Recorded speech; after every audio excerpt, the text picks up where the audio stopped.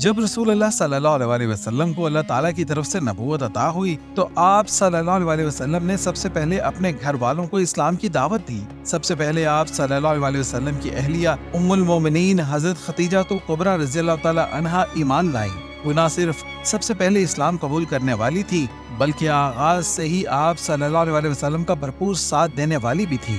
اس کے بعد نبی کریم صلی اللہ علیہ وسلم کے اپنے قریبی اور سچے دوست حضرت ابوبکر صدیق رضی اللہ تعالیٰ عنہ کو دین اسلام کی دعوت دی، جو فوراً ایمان لے آئے۔ ان کے بعد آپ صلی اللہ علیہ وسلم کے چچا زاد بھائی حضرت علی، جو اس وقت کم عمر تھے، اور آپ صلی اللہ علیہ وسلم کے غلام حضرت زید بن حارثہ رضی اللہ تعالیٰ عنہ بھی اسلام لے آئے۔ ان سب نے ابتدا ہی سے دین حق کو دل سے قبول کیا اور ہر مشکل میں آپ صلی اللہ علیہ وسلم کے ساتھ کھڑے رہے۔ حضرت ابوبکر نہ صرف خود ایمان لائے بلکہ انہوں نے اپنے دوستوں اور رشتہ داروں اور جاننے والوں کو بھی اسلام کی طرف بلانا شروع کیا۔ ان کی دعوت پر جن عظیم شخصیات نے اسلام قبول کیا ان میں حضرت عثمان بن عفان رضی اللہ تعالیٰ عنہ، حضرت زبیر بن عوام رضی اللہ تعالیٰ عنہ، حضرت عبد الرحمن بن عوف رضی اللہ تعالیٰ عنہ، حضرت سعد بن ابی وقاص رضی اللہ تعالیٰ عنہ اور حضرت طلحہ بن عبید اللہ رضی اللہ تعالیٰ عنہ شامل تھے۔ یہ سب اسلام کی ابتدائی صف اول کے فرد بنے۔ ان کے بعد حضرت ابو عبیدہ بن جراح رضی اللہ تعالیٰ عنہ، حضرت ابو سلمہ رضی اللہ تعالیٰ عنہ، حضرت عثمان بن مظعون رضی اللہ تعالیٰ عنہ اور حضرت ابن ابی ارقم رضی اللہ تعالیٰ عنہ نے بھی دین اسلام قبول کیا۔ اس طرح اسلام کا دائرہ آہستہ آہستہ پھیلنے لگا اور ہر روز کوئی نہ کوئی نیا فرد دین حق میں داخل ہوتا گیا۔ قریش مکہ کے درمیان اسلام کا تذکرہ عام ہونے لگا اور یہ دعوت بحث و گفتگو کا موضوع بن گئی۔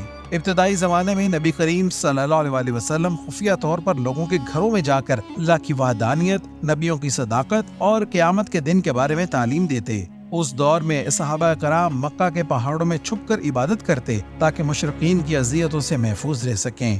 جب کوئی شخص اسلام قبول کرتا تو اسے دین کی تعلیمات سیکھنے کے لیے کسی ایسے صحابی کے پاس بھیجا جاتا جو پہلے سے دین میں پختہ ہوتا۔ مثال کے طور پر حضرت خباب بن الارت رضی اللہ تعالیٰ عنہ کو یہ ذمہ داری دی گئی کہ وہ حضرت عمر بن خطاب رضی اللہ تعالیٰ عنہ کی بہن حضرت فاطمہ بنت خطاب رضی اللہ تعالیٰ عنہ اور ان کے شوہر حضرت سعید بن زید رضی اللہ تعالیٰ عنہ کو قرآن سکھائیں۔ جب اہل ایمان کی تعداد بڑھنے لگی تو حضرت ارقم رضی اللہ تعالیٰ عنہ کے گھر کو دعوت دین اور تعلیم و تربیت کا مرکز بنایا گیا۔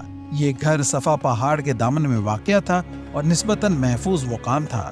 وہاں 9 مسلم افراد کو اکٹھا کیا جاتا اور نبی کریم صلی اللہ علیہ وسلم خود وہاں تشریف لا کر انہیں دین کی تعلیم دیتے۔ اسی مرکز میں صحابہ کرام نہ صرف قرآن سیکھتے بلکہ علمی تربیت بھی حاصل کرتے۔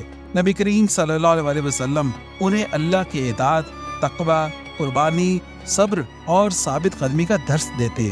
وہ انہیں بتاتے کہ دین کے راستے میں آزمائشیں ضرور آئیں گی لیکن اللہ کا وعدہ سچا ہے اور جو لوگ صبر و استقامت سے کام لیں گے وہ کامیاب ہوں گے۔ اسی تربیت کا نتیجہ تھا کہ صحابہ کرام بعد میں آنے والی سخت ترین تکالیف، ظلم و ستم اور مخالفتوں کے باوجود دین اسلام پر ثابت قدم رہے۔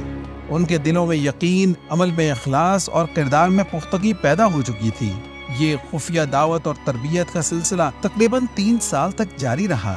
پھر اللہ تعالیٰ کا یہ حکم نازل ہوا، پس آپ کو جو حکم دیا جا رہا ہے اسے کھل کر بیان کریں اور مشرکوں کی پرواہ نہ کریں۔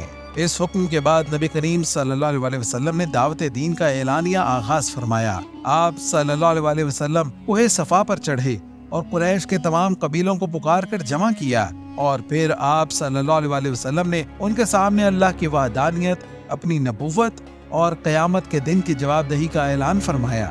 یہ اسلام کی اعلانیہ دعوت کا پہلا موقع تھا، جس کے بعد مخالفت کا طوفان بھی اٹھا مگر دین کا پیغام پھیلتا چلا گیا۔